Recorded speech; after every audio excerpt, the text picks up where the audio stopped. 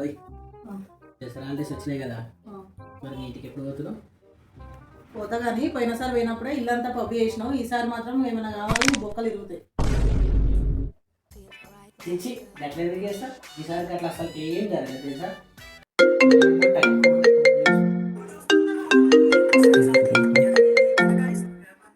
Speaker on చేసి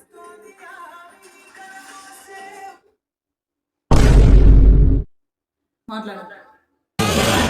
ఆహా విధాడిందిరా నీతో నీ వింత నాటకం. చెప్పురా. అరే చెల్లి ఇంటికి పోతున్నావు కదా, మనం లాస్ట్ ఇయర్ లెక్క మళ్ళీ మీ ఇంటికి పప్పు చేసుకునే రైస్ కూడా లాస్ట్ ఇయర్ లెక్క. హలో మామా.